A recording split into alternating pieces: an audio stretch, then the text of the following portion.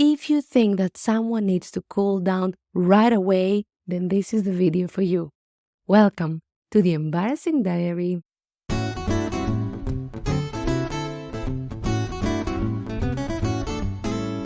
Hello, citizens of the world and subscribers to this channel. Speaking of, if you haven't subscribed, I'm gonna pause this video here right away so you can all subscribe, because chances are, if you do, then Matthew McConaughey will finally join the show. I'm so happy that you're here on another week, episode 17, and things are getting really heated. I'm receiving a lot of messages from all around the world.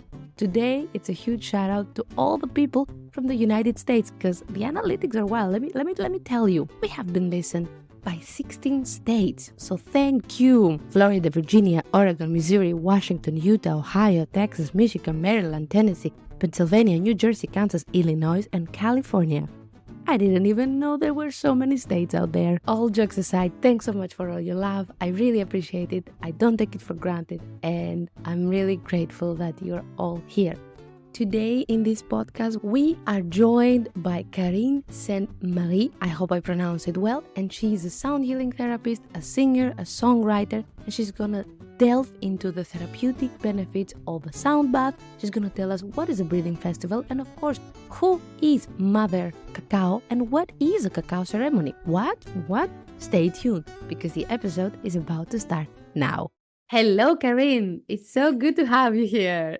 Hi, thank you so much for having me. I'm so excited to have you here. We're going to talk about something really fun today and very interesting for a lot of people. But I'm going straight to the chase. The first question I want to ask you is, what is a sound bath? So, a sound bath is like a meditation session where basically a practitioner like myself will be playing different instruments. It could also be the voice, could be using crystal singing bowls, a gong, whatever vibrational instrument that will just bring the body in states of calm. So what we're doing is that we're creating coherence between the heart and the brain waves. We're just slowing everything down and allowing the body to go from the sympathetic nervous system, which is your like fight and flight, mode, into the parasympathetic, which is the rest and digest. So it's not like I'm doing any magic. I am literally just bringing the body into states of calm through music, which to me, I mean, obviously is my favorite because I'm a singer, but also when I try to meditate, if you're like me, people who struggle with meditation, you have too many thoughts in your mind, well, then you focus on the music, you focus on the vibrations, you focus on the instruments, and all of a sudden you find yourself in moments of calm, stillness, peace. And sometimes emotions can come up. Many things can happen during a sound bath. Some people start, having they'll be like jerking like their hand or their leg or something will start moving, and we're basically just like going to untie some energetic knots in the body through sound. Oh, wow. I find it very fascinating because I've tried to meditate in the past, but I found myself wandering. And one time I had someone playing a little bit of music just for a few minutes, and then I was like, "Why did you stop? Why did you stop?" It's so fun. So, what are some benefits of sound healing? Well, the benefits would be similar to benefits of any type of meditation, basically, or contemplating nature. We're creating these spaces of calm, and you know that when you calm the body down, when you slow the mind down, that's when you can really start hearing your intuition. You can really start having some maybe insight or messages from your, I don't want to be too weird, but like your higher self or whatever. To me, it helped me really like connect with myself, but also I feel like with spirit or the universe or God or whatever you want to say. But I feel like the more I do sound baths, the more I have practiced sound healing and been to receive sound baths as well. I don't just offer. Sometimes I like to just go, if I have people that I know they offer good sound baths, I just go and, receive the sounds and the vibrations. And so it creates more harmony, basically. Just harmony within your life, within your mind. I find myself, instead of, I used to be a very angry person, and very, well, not very angry. I'm a good person, but like, I had a lot of frustrations inside. And so I find like it's a way to let them go gently, process them. You could go to the gym, maybe punch them out, but this is like a nice way to just let the energy flow through your body. Yeah. And I've seen you've spoken in the past with a lot of passion and love about the cacao ceremony, and I have no idea what's a cacao ceremony. So can you give us a little bit of insight? What is a cacao ceremony? Absolutely. So let me start a bit with the basics. So cacao is, it's the same cacao that is used to make today's chocolate, but obviously today's chocolate has a lot of modifications, and we're going back to the basic, the essential, like pure 100% ceremonial cacao that has been blessed and made with love. And so this cacao, the cacao ceremonies are something that come from a Mayan, Aztec, and other cultures used to do these, used to use cacao in many different forms of like rituals, or just sometimes one-on-one. If there is conflict, you can use cacao for conflict resolution. And so today we've kind of merged it into like, different types of ceremonies and rituals, which is also just beautiful. And the way I like to do my cacao ceremonies is that we'll sit in a circle. All together, we will drink the cacao. So yes, to the basics. This cacao is not eaten. It's Mm. you put it in, in some hot water, and you drink it. And when you drink the cacao, it takes about 30 minutes for its effects to start coming out in your body. But obviously, you have to leave this space for like meditation, contemplation, or we do it through chanting. Obviously, I'm a singer, so every time I'm hosting an event, we sing. I have people sing. It's such a good heart opening medicine. And combined with cacao, which is literally the plant medicine for opening the heart, reconnecting to your heart. It's all about the heart. We get even more benefits. So you could pray the way the Mayans do it. I work a lot with Lava Love Cacao in Guatemala, and I was there for months in Guatemala during 2021, this whole time. And the way they do it is that it's just so beautiful because it's all about giving thanks. And so they're giving thanks to Mother Nature. They're giving thanks to Mama Cacao, or Ish Cacao, that they name it. They name her. And then they're giving thanks to, all the elements and the four directions and all the ancestors. And it's basically a ceremony of prayer. It's prayer, it's chanting, it's introspection. I love to do them out in nature. I live up in the forest with the trees and by a lake. And so I do them by the lake. And it gives you this, it's kind of like a communion, right? And I feel like mainly in Quebec, where I'm at the moment, people have stepped away from the church because of, we all know that what happened with the Indigenous people and actually my ancestors. And so people have stepped away from the church, and they had nowhere to go to just be together as a community. So to me, cacao is like this new way of just connecting to each other, helping each other. It's literally a heart opening medicine. Science today is telling us like, it will dilate the blood vessels. So the blood rushes to the heart, which actually makes you pump more blood, like coffee. So if, people have some heart issues, you should not be drinking a lot of cacao. But yeah, it's a really beautiful way to just reconnect. I absolutely adore all the description that you said. I know that it's something that I would like to do, but I didn't know also you guys drink cacao. Every time I drink cacao, I love it. But the process, this ritual that you're talking about, that makes it a little bit more holy, Yeah. and making the seed and making from the beginning. It's also the appreciation to it, because yeah, obviously in the Western world we have everything ready. You can go buy it from the store, but preparing it from the beginning and then praying to the mother cacao. Oh my God, I put it on my bucket list. I'm not saying to promote anything. I'm not getting anything from that. But oh my God, I want to do this. I really want to do this. Uh, Yeah, well, it's so popular all around the world. So, just find people who do it with their heart. Because obviously, the problem with all of these, um, practices is that they've become really popular. And who says popular says people are doing it just for money. So just make sure that you speak to the person who's going to host the ceremony and ask, like, so where do you get your cacao from? Like, because some people, I see them using like powdered cacao from the grocery store, and like you're missing the whole point. It really has to be ceremonial cacao, because also there's more theobromine in it. Like it's not just, but it's all, So you'll have more effects, but it's also the principle of like this whole process is made with so much love. You know, I believe that everything is energy. Well, you know, everything is energy. So whether it's through vibration with music or like the vibration that you put in preparing your cacao. When I prepare my cacao for my guests or for myself, because I do solo rituals every week, it's my thing. I sing to it, you know, like I sing songs, like I give thanks already, and I'm like preparing myself, setting my intention to open my heart to help me. Maybe there's something going on in my life. Maybe I need clarity. And often in the rituals, I cry. Like a lot of people that just cry, and it's just happy tears. Yeah. But we're missing this connection, you know, to spirit or whatever you want to call it, universe, God. We're missing it today a lot.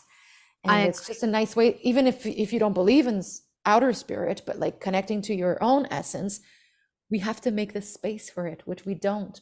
And this is a beautiful way to make space for it. You're just allowing things, you're sitting down and you have nothing else to do except be there, drink your cacao, and hear what comes up. Honestly, it sounds very beautiful. We're so used to nowadays with the social media and everything that we want more and more and more and more. And sometimes we just need to go back to be very grounded and go back to the basics. And I'm jealous. I live in the Netherlands. We don't have a lot of nature like you're describing, but the idea to go be back to the nature, be grounded, be with yourself. It's something that everybody, I don't think anybody would not love to do. It's just we're thinking what we need to do is to be 8 hours in an office, stuck in a building, and that's okay. I think we are all prone to like nature and to like this Mm. ceremonial part. But speaking of that, I also wanted to ask you because I know you're an artist as well, which is makes you even more fantastic in my eyes. But what type of music do you create? Do you create only music for ceremonies, or do you create also the quote unquote contemporary music that we all know? So I started off as a pop singer.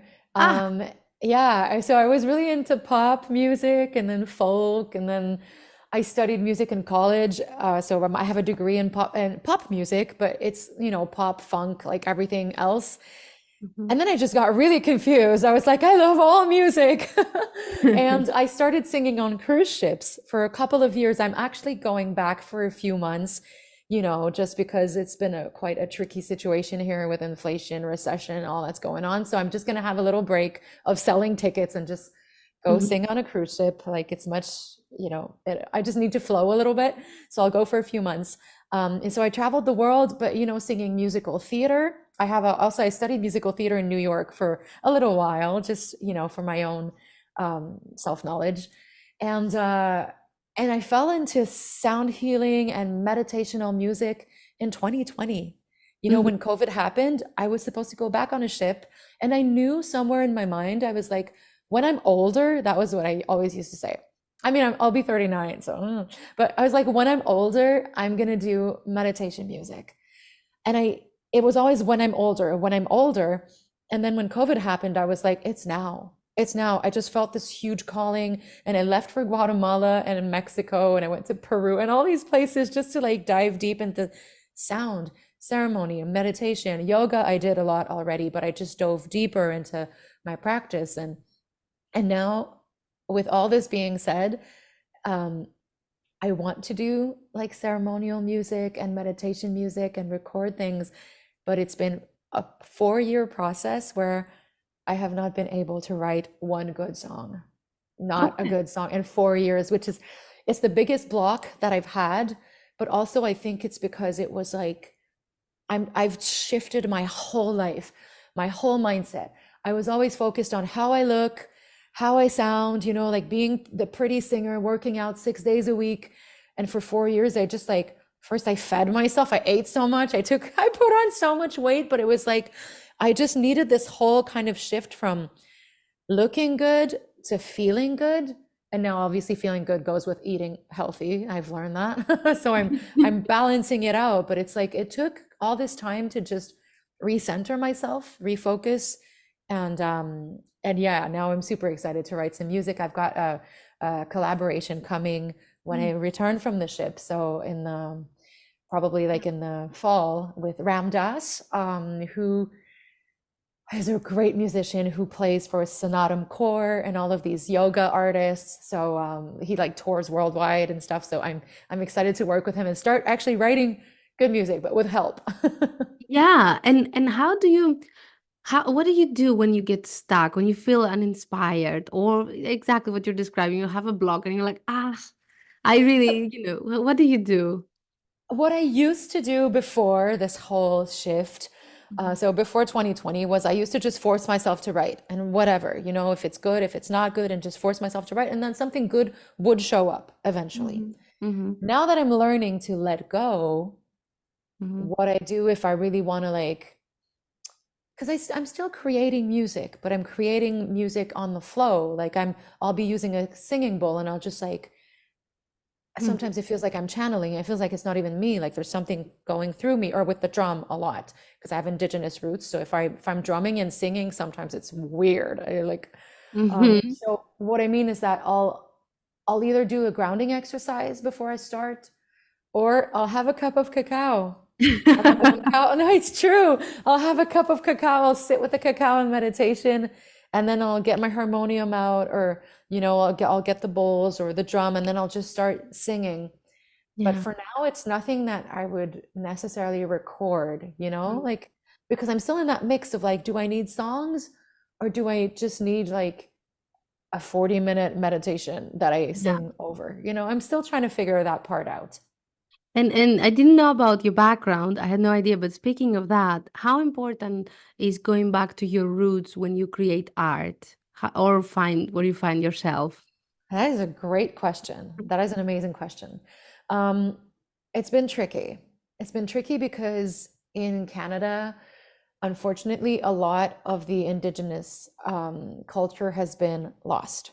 Mhm. And so when I went to Guatemala, and then it was like connecting to the land and connecting to plants, and asking a plant permission before you can like pull it out, to do something with it. And all of this, mainly in Peru, a lot too, like mainly this like respecting the earth and everything. Inside me, I was like, I know this, like a part of me knows this, or when I'm drumming and singing and like things come back, but it's so many generations back. Like I look indigenous, but it's but probably like 7 generations.